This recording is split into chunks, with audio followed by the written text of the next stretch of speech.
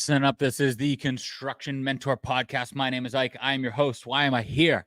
I am here to open doors. I am here to advocate for the construction industry. There is no better industry for a affluent life or to build an affluent life for you and your family.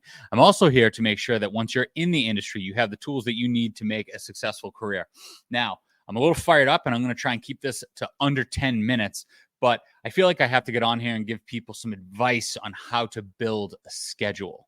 Now, you would think that building a schedule is something that is rather intuitive. You would think that it's something that you don't even have to be a construction professional to know how to do, just by putting, linking some tasks together, linking some activities together. You do this, and then you do one thing, then you do the next thing, then you do the thing after that. You do the knee bone to the thigh bone to the hip bone, right? It should be rather intuitive, but I seem to notice a trend in the industry, whether somebody is 65 years old or somebody is 25 years old. They can't build a schedule. They can't build a successful schedule. And it's the same two major parts of the schedule that seem to get in the way.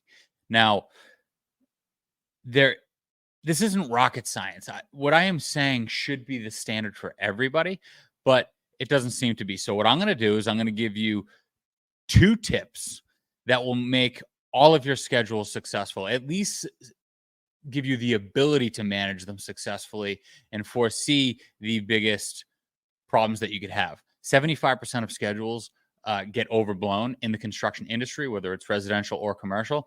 And they're by and large part due to things that some people consider outside of their control, but they're really not outside of your control. What's in your control is the management of expectations for all of your vendors and that of your client.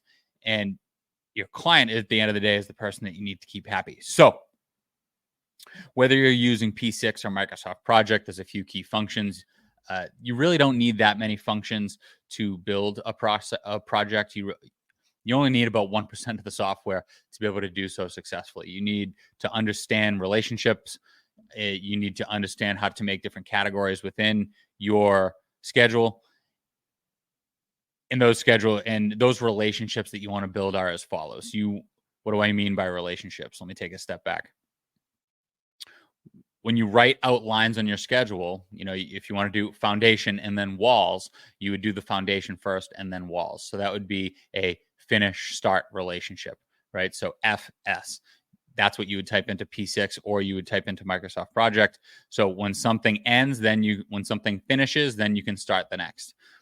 There is a start relationship if you want to start 2 things at the same time. For instance, if you want to paint, if you have 2 painters on site and you want to paint the outside of the house and the inside of the house, or the ceilings and the walls at the same time, then you could have a start relationship and they would both start at the same time. And then there's a finish. Maybe you don't know that you want 2 activities to start at the same time, but you want them to end at the same time. So you would have an FF relationship. Now, those are the 3 relationships that I use to build all my schedules. I have built offices and I have built out of the ground. I have built a high school out of the ground. I've built hospitals, labs, you name it. You can build a successful schedule with those 3 relationships, period, end of story. Here's where people don't use those relationships correctly. They don't use it for pre-construction and they don't use it for procurement. Now, we'll get into procurement in a second, but let's talk about pre-construction. Where does pre-construction get messed up? So if you're starting a schedule and you're creating different sections, there's construction, which is all of your installation activities. This is your actual building, right? These are actually your actual building and installation activities. People typically understand to do like a site development section and then a structural section. And then maybe you have a building dry-in section, or if you're on the interiors, maybe you have demo section, then you have a framing section, in-wall section, then you have an above ceiling section, and then you have a finishes section. And then you may even have a closeout section. A lot of people actually typically do include a punch list and a closeout section to your project.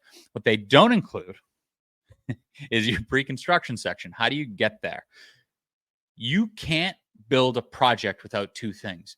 The first thing you can't build a project without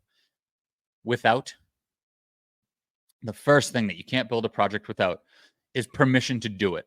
Who gives you permission to build a project? The person that gives you, there's two entities that give you permission to build a project. Number one, your client. Your client has to approve it financially. Number two, the municipality that you work in, right? Wherever the project is, the building department and or the fire department have to give you the approval to actually build the project.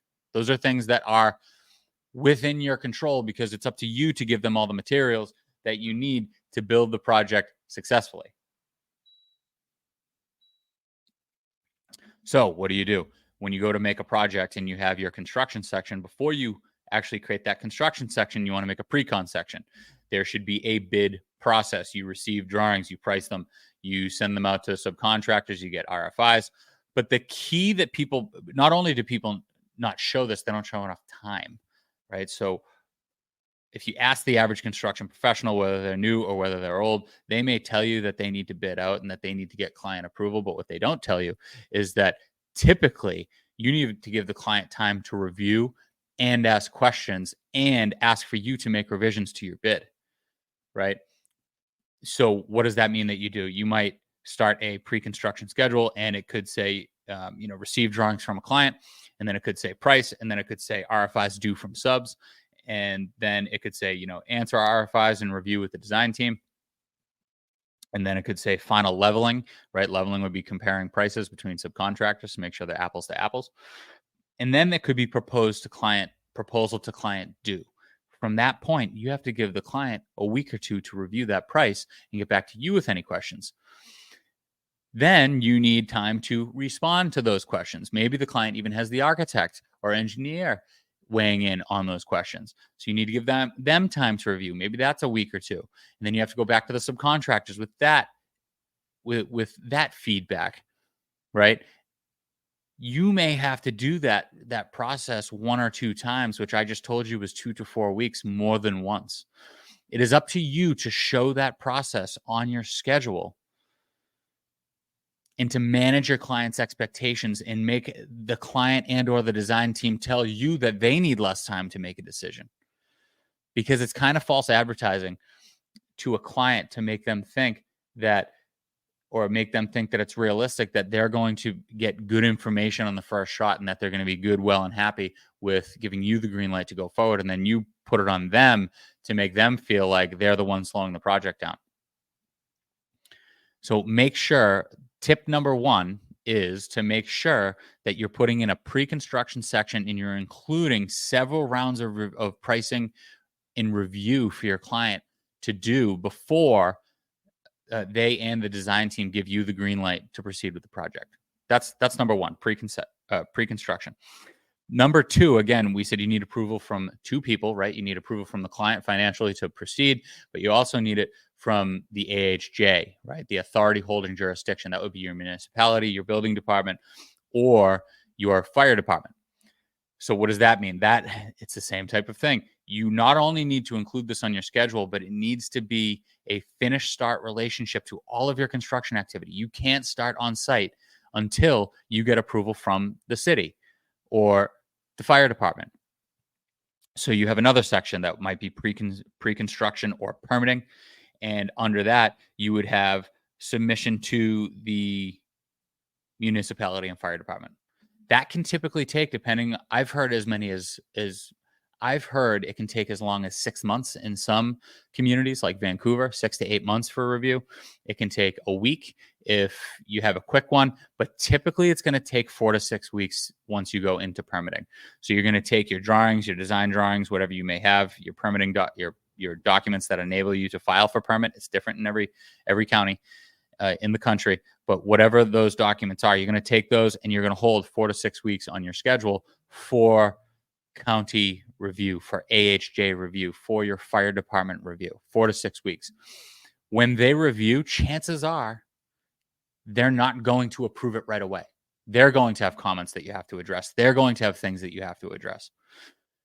At that point, you need to then take that back to the design team and give it back to them so that they can make revisions for you to go back in with. And maybe this even means that you have to have some of your subcontractors complete part of the design. Sometimes architects and engineers have what's called a delegated design where they put it on the actual installation team to take the design from a 50 or 60% to 100% complete drawing that then you have to take to the county or the fire department, right? So let's take a step back. You're going to get your documents from your design team. Then from the time your client approves you to proceed with the project, you may need to include time for your subcontractors to complete the design. That can take 3 to 4 weeks. Typically, that's what they ask for. So from the time you get approved for pricing, from the time you get the financial green light to proceed with the project, you have to give your subcontractors, if you have delegated design, 3 to 4 weeks to complete. Then the architect and engineer have to approve that. Once they approve that, a stamp of approval, which will take another 1 to 2 weeks. So now we're at 5 to 6 weeks. Then you can submit for a permit to your building department and to your fire department. So we already had approval from the client, and then we had, call it 4 weeks to get the subcontractors to finish their design or complete the design for what is going to go into the county. And then you have another 6 weeks on top of that. So we have up to maybe 10 weeks before we can even submit to the county for permitting. Then the county and the fire department review, and they come back to you 4 to 6 weeks later. So now we're up to 16 weeks, 14 to 16 weeks before you even get your first round of comments. From there, you have to give it back to the architect, the engineer, the subcontractors to revise. That'll take another 1 to 2 weeks. Now we're up to 18 weeks to go back to the city, back to the municipality, and it may take them another 1 to 2 weeks to get back to you upon your second revision. Now we're at maybe 18 to 20 weeks. We're getting close to 6 months in pre-construction activity before you can even start your project. And if you're not laying that out, and you know what, maybe it can go a lot faster than that, but if you're not laying out the extreme, if you're not laying out the worst case scenario for your client, you're not managing their expectation. And if you're not doing that, then you're not doing your job. Now, an expedited process can happen. A lot of the time you can pay for things. A lot of the time you can have the client pay for an expedited review.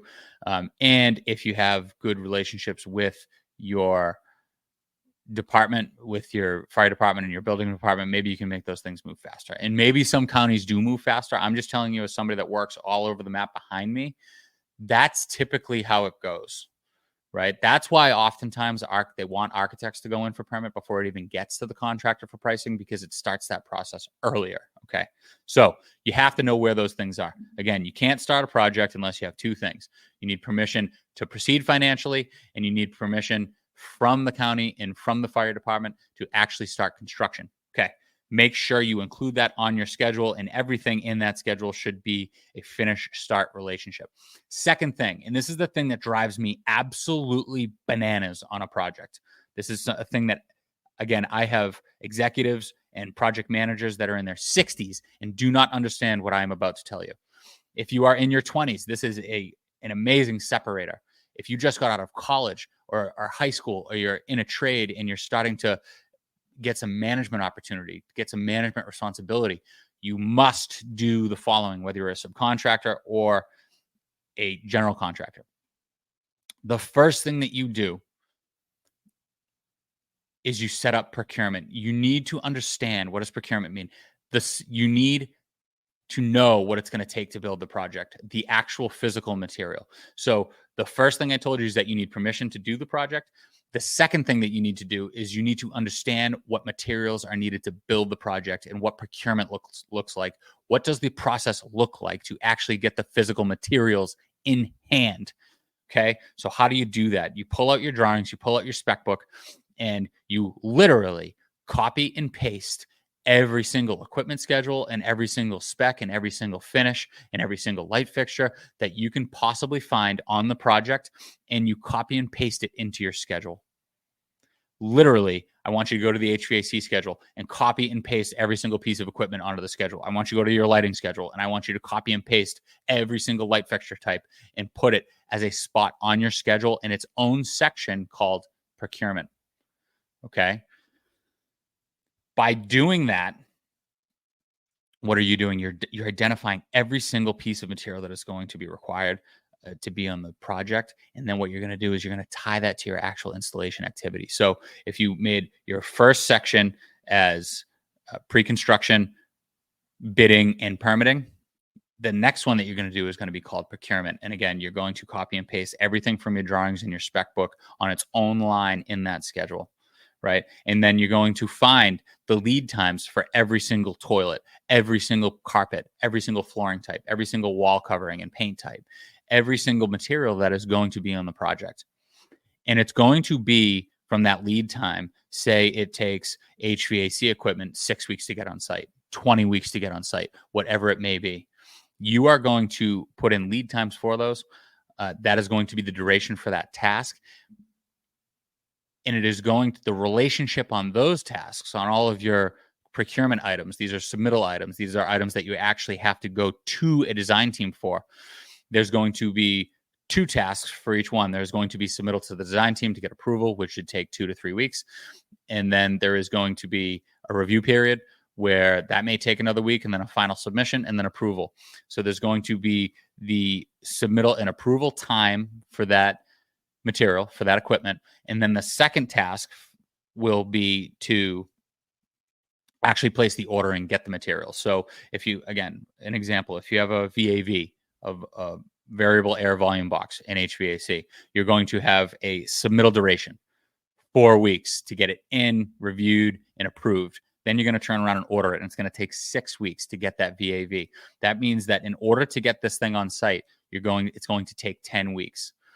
Submittal review should be tied to the approval to proceed on the project as a finish start relationship. In other words, once you get approval to proceed, then you have the ability to start the submittal process. And then the actual order of the material, the lead time to actually get it on site, is going to be a finish start relationship to that submittal process, right? At the end of this, every single task that you have on a schedule should be tied to another one with either a finish start relationship, FS, a start relationship, SS, or a finish relationship, FF.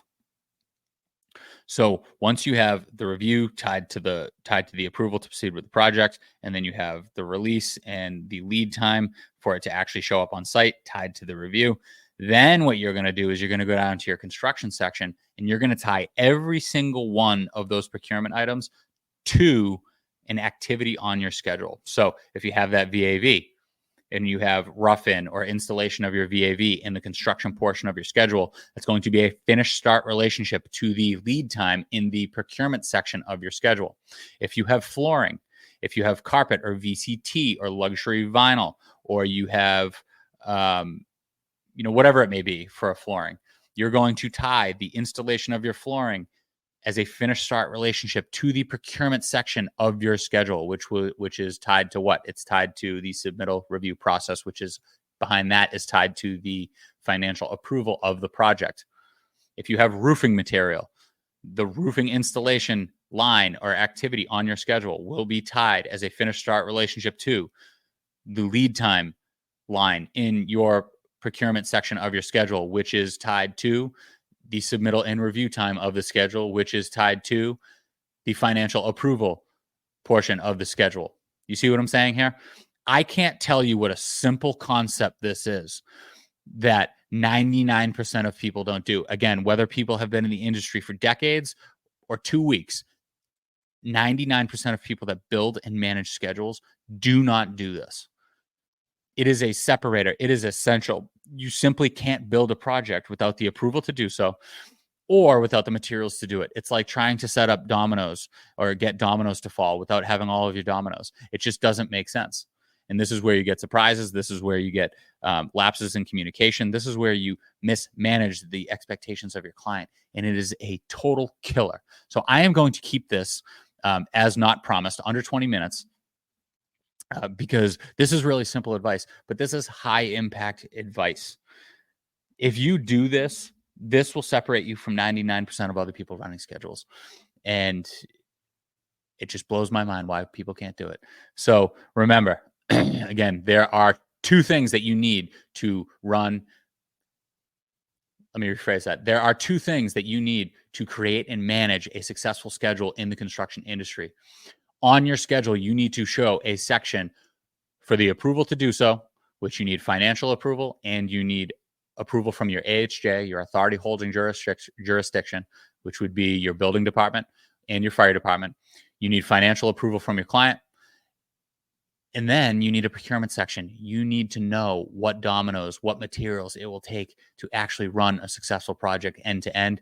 You need to know how quickly you can get them. And you need to understand that you cannot start the installation process for that activity on your schedule without having them in hand. And that is why it is so important to understand when they're coming in, to have those relationships built into your schedule. And it's not rocket science, people. Again, it's only 3 relationships. It is start, finish, or finish. That's it. Don't overcomplicate it. So with that, that's all I got today. My name is Ike. I am your host. You can follow this podcast on TikTok, Instagram, YouTube for all of the clips. For the actual full episodes, the long form content, you can go on YouTube, Spotify, Apple Podcasts. You just type in the Construction Mentor Podcast to any of those platforms, and we should pop up. Go check out constructionmentor.org if you need any help with resume help, if you want advice or consulting for your business or your career. I'm happy to do it. And we should have more tools coming up for you guys soon. We also have a procurement log, everything that I basically just walked you through in Excel form. We have RFI logs and pricing logs and leveling sheets and all types of tools to help you run a successful project, especially if you don't have software. If you have your own company, you obviously want to make an investment in software and you want to have the infrastructure to run a successful company. But if you don't, and you just need you want to save a few hours of setting up all of those things for you, I have them available on my website for short money, $5. You can get these things, and it'll help you get off the ground and get running. Especially if you're young in your career and you don't really know how to set up things like RFI logs and submittal logs and things like that, and your company's not setting you up with those tools, with that infrastructure to run smoothly for the first time. So go check those out. Again, constructionmentor.org, and I will see you next time.